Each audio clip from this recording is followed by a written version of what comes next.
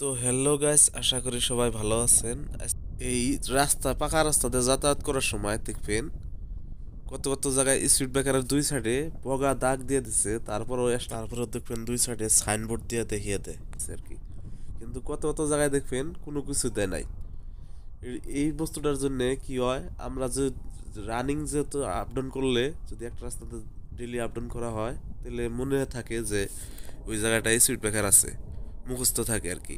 নতুন কোনো অজানা মানুষ যদি এই রাস্তাতে যাতায়াত করে, ওই স্পিড ব্রেকারটা ফট করে চোখে পড়ে না, দূরের থেকে যদি গাড়িটা অল্প স্পিড আহে, এই স্পিড ব্রেকার থেকে ডাইরেক্ট কি করবে, গাড়িটা জাম মাইরা ডাইরেক্ট ওই পার যাইব। তো এই দেখতেছেন, এই যে সামনে দেখেন স্পিড ব্রেকারটা, এই সাইডে বকা দাগও নেই, ওই সাইডে বকা দাগও নাই।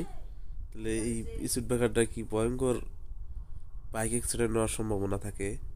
বাইকটা ডাইরেক্ট জাম মারবো উপর দিকে, পুরো স্পিড যদি থাকে। স্পিড ব্রেকার দুই সাইডে তো কেরা কেরা আমার সাথে একমত এই এই কথাটা যে কইলাম এই স্পিড ব্রেকারের সম্বন্ধে। তো কার কার কাছে ভালো লাগছে কমেন্ট করে জানাবেন, ভিডিওটা অল্প শেয়ার করে দিবেন। আর দেখেন তো আপনারা এই রাস্তাটা চিনেন কিনা।